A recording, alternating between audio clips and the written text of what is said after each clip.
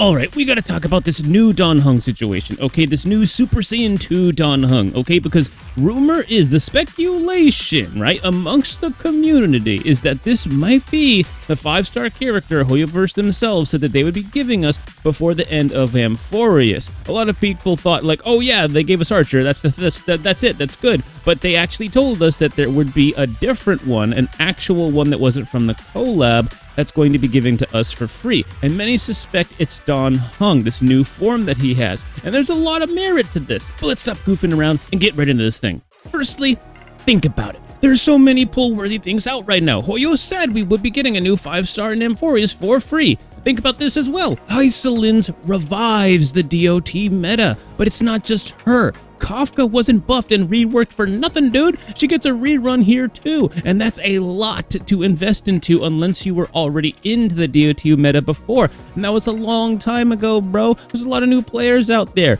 DOT is a whole archetype investment with its own farming priorities, and after the fake collab, the collab Lycone event, the anniversary, and Finan, etc., Castris, bro.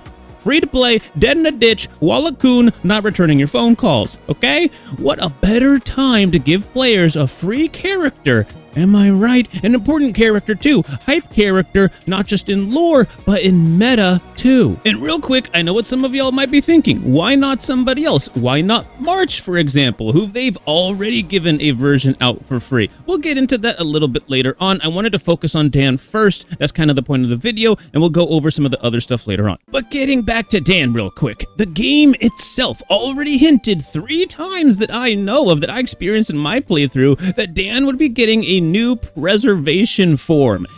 Dude, we haven't had a preservation character in over a year. Brother, you can smell it from here. It stinks. That's the recipe, okay? Mamma mia. This is lined up. Hoyo just gotta knock him down now. This would also help players prepare for what comes after, because let's be real here, brother. Emporius is a setup. It's practically like a long filler bit, right? Its climax is the only part that's really gonna matter to the overall story here. They reversed the order and gave us main story last in the release cycle rather than at the beginning like they normally do. I don't want to hear this 8 main story patches BS that they told us, right? That's what Hoyo disguised it, so that they can have this time to cook future content. Y'all know that this has pretty much just been 6 patches of companion missions before the real Emporius story begins. And we're finally past that main bulk of like companion mission kind of fillery stuff. You get what I'm saying? It's mostly jokes, okay? Just calm down.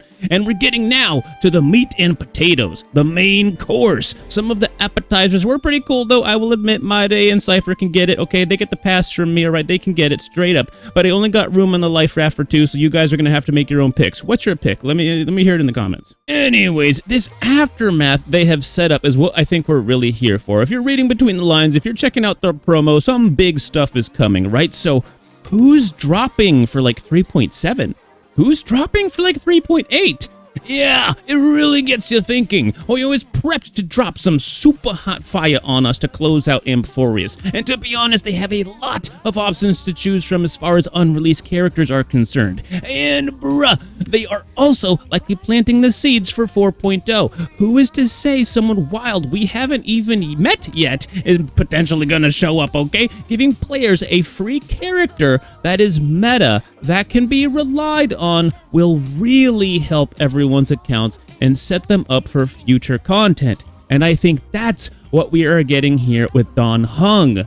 Dan Heng, dude, man. I'm sorry, I wrote this before his like drip marketing stuff came out, so correct me in the comments and let me know what his actual name's gonna be. I'm sure I'll hear about it. Either way, another goofy thing about this whole theory that like helped us come to these conclusions is that Dan Heng is the one who ended up telling us in dialogue in one way or another in the story of Emporius itself. And interestingly enough, his Imbibiter Lunae form was revealed the exact same way. All the way back, and I believe it was like 1.0 or 1.1, we had this like boxing event in Bellabog, and that's where he ended up giving out a sort of pseudo name, a nickname, because he didn't want to give out his real name when he was like matching up with people in that event. He gave out the name Cold Dragon Young, which was foreshadowing for his new water dragon form, Imbibitor Lunae. And I'll admit, I was a naysayer the first time that Dan Heng made a joke about the preservation. I was like, guys, it's a one-off joke, who cares? But then he did it again. And again, and I was like, okay, maybe there's something going on here, you know? Just some silly stuff. Back to the important junk. Now, could it be a different character than Dan Heng? I just don't think it is. We've seen all this other evidence pointing towards Dan Heng, and when you look at the hype surrounding March, this is her moment. Dan Heng kind of had his moment back in the Xianzhou. This is her moment here on Emporius. We're learning more about her finally. This is her moment to shine, and for people to, you know, E6, R5, whatever the heck, you know what I mean? They're gonna go crazy on this chick. So, is Dan Heng, this new Super Saiyan 2 form, free? Probably, but we don't actually know for sure. It could be this new March, it could be somebody else.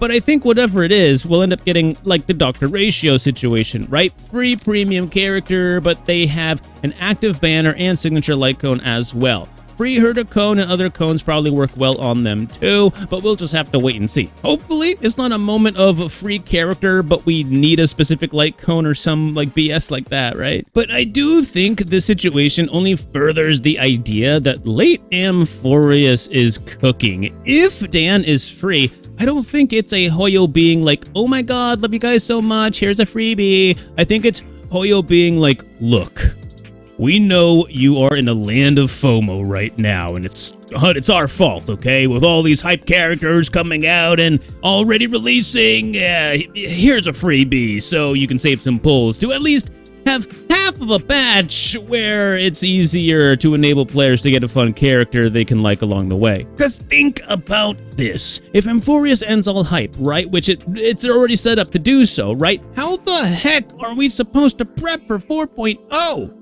Yeah, guys, the next preservation character being so important, we haven't had one in over a year. Some will even say it's a must-pull moment, potentially, at a time players are already feeling the pressure in, like, from coming in at, like, 7 different directions, right? Yeah, this is a recipe for a free character. A free Dan Heng preservation unit that's already been hinted to us several times. The recipe's already there. It's already brewing, okay? We just gotta let it settle, and then we gotta serve. There is, I think, more evidence leaning towards Dan Heng, a preservation character, being the free unit than there is anybody else. It just makes the most sense. And this might sound silly, but this is actually huge. Like, Dan Heng's new design is cool. It is sick, but when you look at, like, the Imbibitor Lunae form we got, like, the 4-star form, like, a lot of it is very similar, and I can understand why, but I don't think this necessarily screams, come pull me, guys. Oh my god, this is the main focus of this patch, guys. Look at this character. I don't feel that when I look at this character, this new Dan Heng, versus some of the other things we have coming and are like already releasing, for example, on the same patch. Now, a counter-argument to what I just brought up would be that we haven't actually seen these characters in combat. They could, like, have, like, complete alternative forms that they change into, and we would have no idea, similar to, like, Sam or something like that, where they have, or like Finan, where they really, really change things up in combat like crazy, and it might completely flip the way we feel or how a character appeals to us. But I don't think this was the beacon of shining light that they showed to us. This isn't, like, a main feature or anything like that.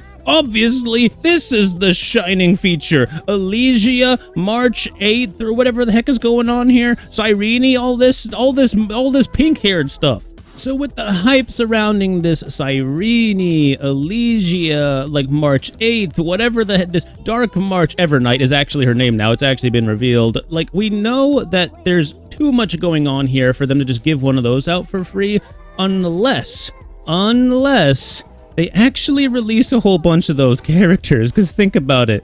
Are they really going to release March Evernight, Elysia, and Cyrene? I mean, they were recently revealed, so wouldn't they be revealed and released soon? Like, in the next couple of months or whatever? Are they really going to release 3 pink-haired characters, like, in a row, kinda? I don't think so. I have a feeling that in the story, one of these characters is going to intermingle with another in a way that they're kind of the same in some way, shape, or form, and that's gonna like kind of like lower the numbers of actual character releases that we get, making it make a lot more sense. But depending on how many of these characters, Elysia, Cyrene, March, whatever the heck's going on there, but depending on how many of those actually release, they may end up giving one of those away for free, so that it doesn't feel so weird pulling 3 pink hair chicks in a row. But anybody else? No, I don't see it happening. I see March or I see Dan Heng, and they gave a March away for free last year. It was a 4-star version, but I think this is her moment to shine in a cool story arc thing that they have us pull for. Dan Heng sort of like takes a backseat a little bit, and we pull we get a free 5-star version of him. I think that's the way it goes. In a way, it's his turn to be given away for free since March was last year. We also already pulled for a 5-star Dan Heng. Imagine having to do that again. Imagine the haters saying, okay, so we're gonna have to pull for like 7 Dan Hengs by the end of this game, gosh darn it. And that's actually a fair point. What a better way than to get players okay with the idea of having like several different versions of certain characters than giving some of those away for free, which they've already done with March. And so they already have a track record for this type of thing, right? And a lot of other things are already leaning towards this Dan character being the free 5-star character that we get. So let me know what you think about this situation. Like and subscribe if you like this kind of stuff, and I'll see you in the next one. Peace out.